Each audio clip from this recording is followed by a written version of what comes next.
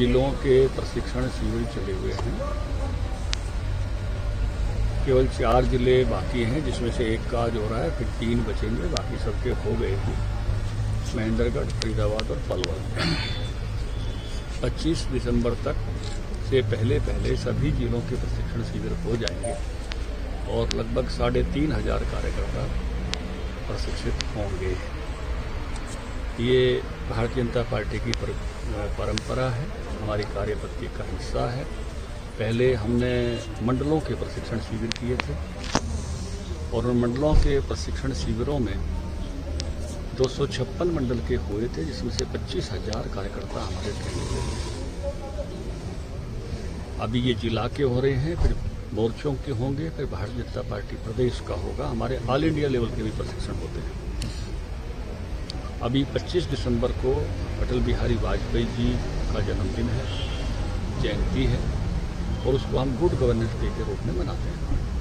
हमने तय किया है कि 19,784 बूथ हैं, हर बूथ पर अटल जी का जन्मदिन मनाएंगे। कम से कम 11 सदस्य वहाँ हाजिर हों। अटल जी का एक चित्र हमने हर बूथ पर भेजा है और अटल जी की 3 विशेषताएं वो चित्र पर ही हमने लिखकर भेजी हैं। शहीदों का सम्मान अपने गांव में कराया, उससे पहले नहीं होता था।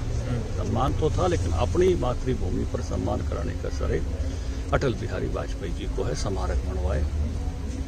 दूसरा श्रेय उनको है किसान क्रेडिट कार्ड देने का, उससे पहले किसान क्रेडिट कार्ड नहीं होता था, और उसका इंटरेस्ट रेट घटाने की परंपरा भी उन्होंने शुरू की 18 से 9%।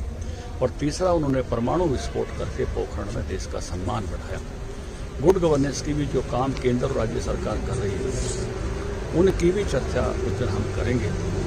जैसे पंचायत पहले भी थी, अब पढ़ी लिखी है, ये गुड गवर्नेंस है। बदलियां पहले भी होती थी, अब कंप्यूटर से होते हैं, गुड गवर्नेंस है। किसान को पेमेंट पहले भी मिलती थी, अब अपने खाते में मिलती है, गुड गवर्नेंस है। बुजुर्गों को पेंशन पहले भी मिलती थी, अब अपने खाते में मिलती है, तो गुड गवर्नेंस है।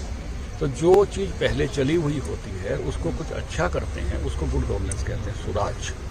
तो जो सरकार ने गुड गवर्नेंस के स्टेप उठाए हैं और कुछ नए स्टेप अच्छे उठाए हैं, जैसे किसान सम्मान निधि सीधा किसानों के खाते में देना, आयुष्मान कार्ड 5 लाख तक का इलाज, तो ऐसी सब बातों की चर्चा भी करेंगे।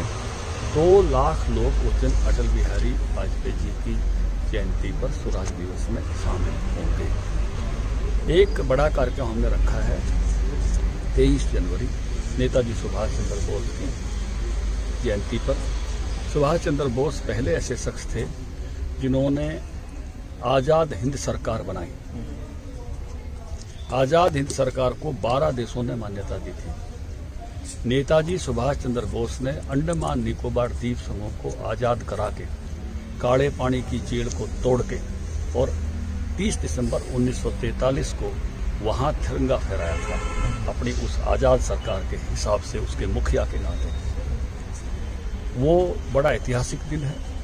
उस दिन को याद करने के लिए भी हम लगभग 125 लोग जो है अंडमान निकोबार द्वीप समूह जा रहे हैं, और 30 दिसंबर को उसी ध्वज के सामने खड़े होकर और आज़ाद हिंद फौज का तराना और आज़ाद हिंद फौज के गीत गाएंगे। कदम कदम बढ़ाए जा, खुशी के गीत गाए जा, ये खुश जिंदगी है कौम की, तो कौम पर लुटाए जा। ये केंद्र सरकार ने तो बहुत ही बड़े मन के साथ सारी बातें मान ली हैं। अब वहाँ की कोई कठिनाई है पंजाब की, तो पंजाब सरकार ने दूर करनी चाहिए। सर, किसानों को मनाने के लिए क्या रहेगा? जो किसानों से दूरी हो गई थी, किसानों से तो बीजेपी कोई दूरी नहीं है। हम सब किसानों से प्रेम करते हैं, किसान हमसे प्रेम करते हैं। किसानों से बीजेपी की कोई दूरी नहीं। एक साल का कम्युनिकेशन गैप रहा। सारा का सारा जो है किसान सम्मान निधि से लेके, फसल खरीद से लेके, डायरेक्ट पेमेंट से लेके, बीजेपी को किसान प्यार करते हैं, जैसे मैंने कहा, और बीजेपी भी किसानों को प्राथमिकता लेकर। सर, एक बात आखिरी सवाल है, जो चुनावी चुनाव पंजाब से लड़ रहे हैं, राज्यपाल भी लड़ रहे हैं, तो आप कहते थे कि राजनीति है, तो वही साबित हुआ। तो हरियाणा में भी लगता है इस तरह चुनाव में आएंगे तो अच्छी बात है। देखिए, राजनीति मैंने दोनों काम किए हैं। पहले मैं छात्र नेता था, 16 साल मैंने ABP में काम किया, राष्ट्रीय सचिव, राष्ट्रीय उपाध्यक्ष। उस समय केवल हम एक वर्ग की बात उठाते थे, विद्यार्थियों की, उन मुद्दों पर लड़ते थे। लेकिन उस समय जो परिप्रेक्ष्य था, हमारे बाकी सब वर्गों को ध्यान में रख के नहीं था। केवल अपने ही वर्ग की बात हम जोर से उठाते थे, उसी का आग्रह करते थे।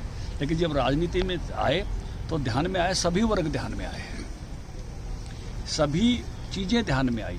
तो राजनीतिक पार्टी के रूप में जब कोई काम करता है तो वो फिर समग्र को देखता है, चाहे वो मजदूर नेता है, चाहे वो किसान नेता है, चाहे वो छात्र नेता है। इससे दृष्टिकोण का व्याप बढ़ेगा और दृष्टिकोण का व्याप बढ़ने से बाकी लोगों की भी जो कठिनाइयाँ हैं, समस्याएं हैं, एजेंडे हैं, वो ध्यान में आएंगे। हमसे जुड़े रहने के लिए हमारे YouTube चैनल को सब्सक्राइब करें और नई वीडियो की नोटिफिकेशन के लिए बेल आइकॉन को दबाएं। अगर आप ये वीडियो Facebook पर देख रहे हैं तो लाइक जरूर करें और ज्यादा से ज्यादा शेयर करें। धन्यवाद।